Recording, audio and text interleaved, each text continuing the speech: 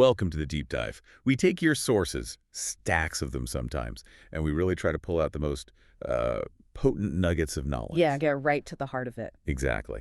And today, we're tackling something really fascinating, a paradox, actually. How can immense strength, huge capability, ironically lead to downfall? Right. What's the real danger when you think you're at your absolute peak? It's often not what you expect.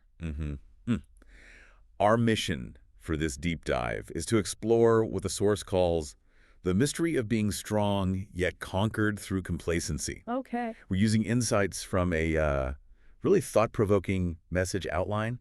It's by Pastor W.F. Kumuyi. Ah, okay. And it uses these ancient stories, mostly from the book of Judges, but other biblical texts too, to sort of shed light on these, timeless human patterns. Yeah. Behavior, choices, consequences. And how those ancient narratives still speak to us today, right? Absolutely. We want to translate that into wisdom for you, for personal journeys, professional life, or even just understanding people better. And we'll be looking closely at how strength, when it's sort of disconnected from full commitment or maybe that inner resolve, how it can surprisingly become a weakness. A vulnerability. Exactly. The question isn't really about lacking ability. It's more about this curious absence of the will to go all the way.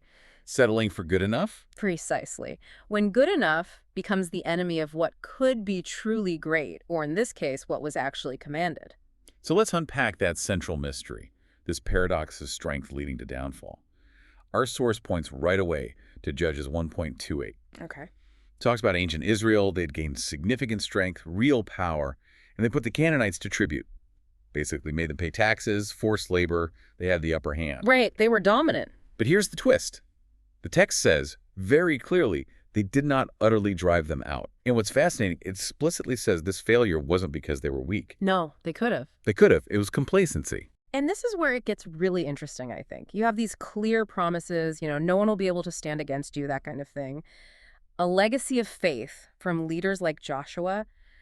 They had the ability, no question. But they lacked the will for complete obedience. They just opted for convenience. Easier to tax them than finish the job. Exactly. Extract labor, get some short-term benefit instead of the harder, more complete task. And in doing that, their external strength, ironically, paved the way for internal spiritual weakness. Wow.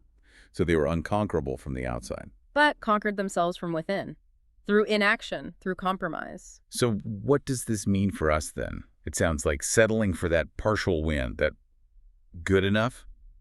That's maybe more dangerous than actually losing outright sometimes. It can be, yeah. It's a much more insidious threat. It creeps in. You see it everywhere, don't you? Businesses that dominate, then stagnate. Athletes who win big then lose their edge. That human tendency to ease up when you're strong, it's timeless. And the source material is really clear that the instructions they received were, unambiguous? No gray areas. Not really. The land itself was described as defiled by the inhabitants' sins. Israel's task was framed as an act of divine judgment. Okay. And the warning, like in Leviticus, it was explicit. If you start doing the same things, the land will, and the text uses this phrase, spew you out too. Wow. Strong language. Very. It wasn't about, tribal identity as much as it was about these deeply sinful lifestyles, the ethical and moral fabric. And you mentioned consequences earlier. Weren't there specific warnings about not driving them out? Oh, absolutely. Numbers 33 laid it out. Those left behind would become pricks in your eyes and thorns in your side. Ouch. Like a self-inflicted wound almost. That's a good way to put it. Which really brings up that crucial question. Why? Why, with such clear instructions, such stark warnings, and seeing the consequences unfold, why did they keep repeating the same mistake? Tribe after tribe. Serving other gods, provoking anger. Yeah. It really speaks to that deep human tendency, maybe, to ignore the long-term consequences for short-term ease or gain. And the source points out this cycle, right? Throughout Judges. Yes, a very clear pattern. Sin, then they cry out for help. God sends a deliverer. There's peace for a while. And back to square one. Back into sin. Exactly. And it's easy to look at that and say, oh, it must have been weak leadership. The strong leader dies and everyone goes off the rails. That's the obvious conclusion, maybe. It is, but the source argues it's deeper than that. It suggests that true obedience, the kind that lasts, comes from the heart. Ah, not just following rules because you have to. Precisely. Outward conformity, even if it's enforced by, quote, militant leadership, that's not the real deal. It's not the true mark of godliness. So you can look like you're doing everything right on the outside. But the heart remains untouched. Still a stony heart, as the text puts it. Which means that kind of surface-level compliance without a genuine interchange, it's always just temporary. It's fragile. Yeah, that's incredibly insightful for understanding people, isn't it? Yeah. It's not just what we do, but why.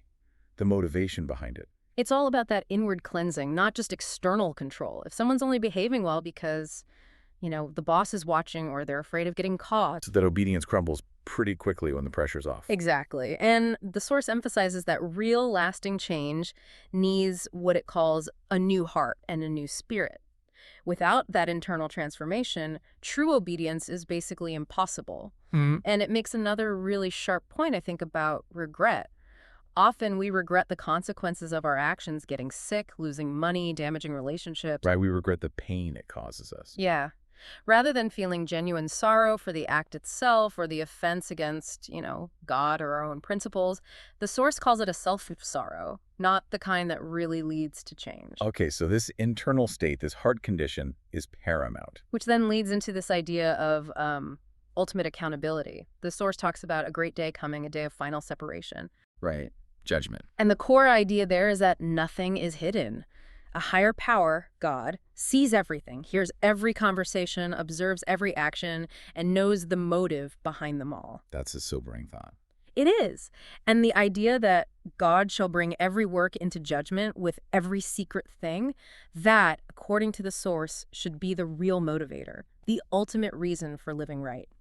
So it's not about fearing the leader's frown or fire, as the source puts it, or worrying if people are watching you. No. What truly helps someone stay on track, the source argues, is having the Word of God stored in the heart, meaning those core principles, that wisdom, are deeply internalized. They guide you from within. Like an internal compass. Exactly. And the Spirit of God within warns when the mind begins to entertain evil. That inner guidance plus that abiding word, that deep wisdom, those are the real protectors. Not external rules alone. Right. And it quotes Hebrews. It is a fearful thing to fall into the hands of the living God, just underscoring the seriousness of it all.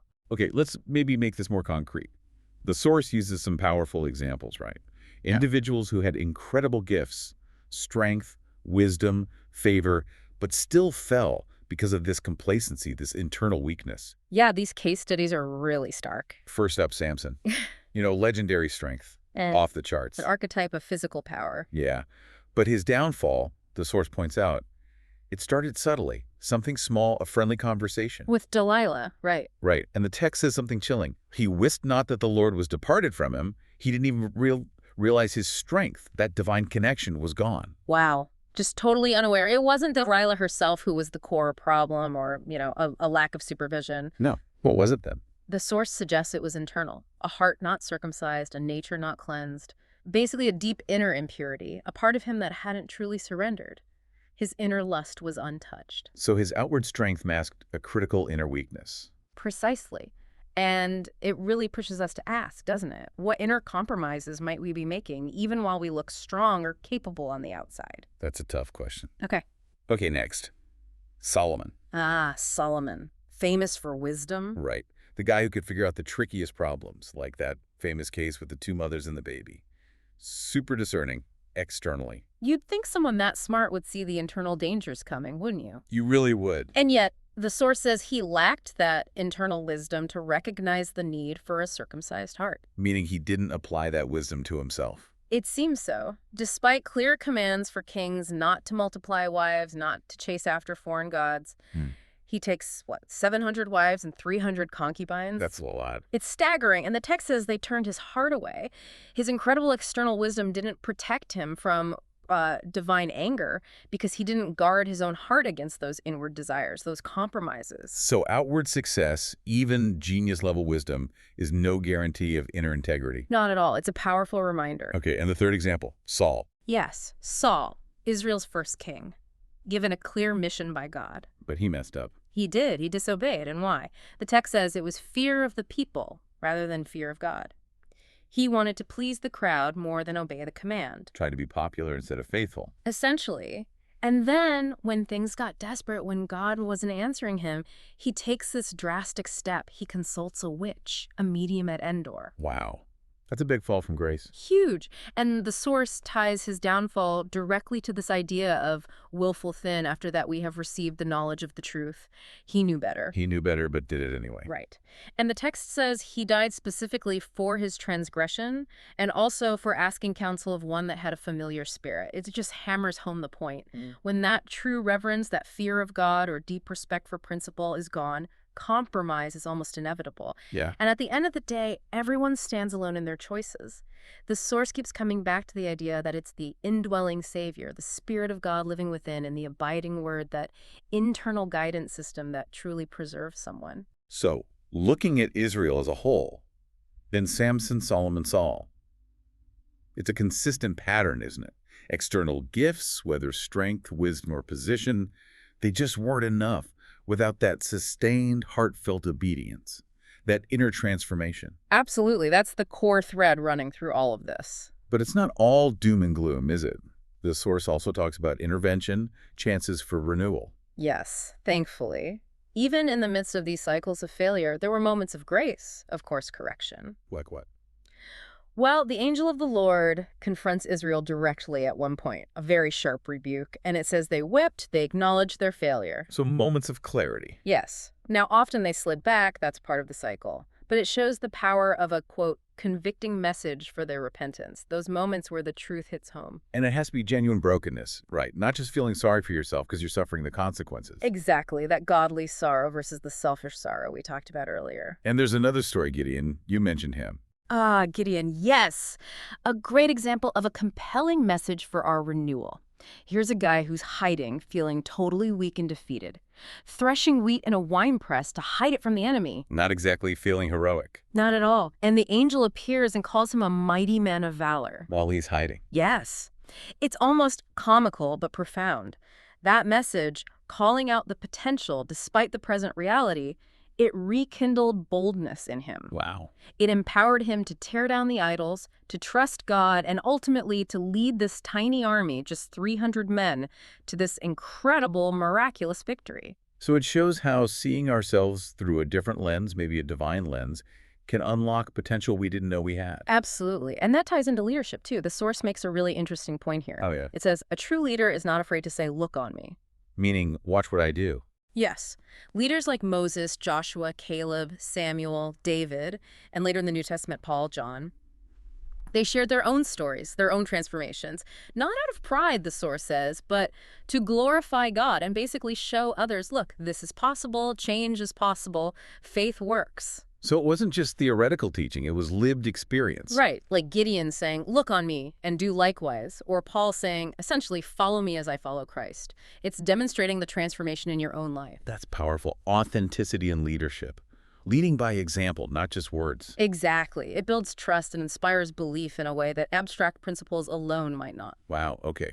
What an incredible deep dive this has been into this subtle but really powerful force of complacency. It really is subtle, isn't it? Yeah. We've seen how even huge advantages, strength, wisdom, divine blessing, they can all be undermined if that full commitment isn't there, if compromise creeps in. And if that outward appearance of doing okay replaces that genuine inner transformation.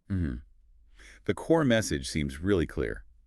Real, lasting strength isn't just about what you have on the outside, power, status, skills. It's about the condition of your heart. Yeah. A heart that's genuinely committed, that follows through on its deepest principles or its faith. It's about that inner cleansing, that reliable moral compass. Something that guides you, whether someone's watching or not. Right. Guided by that internalized wisdom, that inner sense of purpose or spirit. So maybe here's a thought for you listening to carry forward from this. Where in your life, perhaps in areas where you feel strongest, most competent, could complacency be, silently chipping away at your foundation? That's a good question. What subtle compromises might be holding you back? Not because you lack the ability, we saw that clearly, Right. but maybe because of a deeper internal hesitation, a reluctance to fully commit, to go all in. And consider that wisdom shared in the source. Pastor 𝐂𝐨𝐽 puts it starkly. Yeah, it's quite a statement. He says, when Christ demands complete obedience, and Satan also demands total submission, Wisdom lies in rejecting Satan and surrendering entirely to Christ. That is the highest form of wisdom. Now, regardless of your specific beliefs, that core idea resonates, doesn't it? It speaks to a fundamental choice we all face. Between our highest ideals and the easier path. Exactly. Aligning yourself fully with your purpose, your values, your faith, or yielding to the drift of comfort, convenience, compromise. How does that choice play out for you day to day, in the big things, and maybe more importantly, in the small ones? Lots to think about there. We really hope this deep dive gave you some fresh perspective, maybe some powerful insights to chew on. Yeah, hopefully some useful food for thought. Until next time, keep exploring, keep asking those questions, and keep diving deep.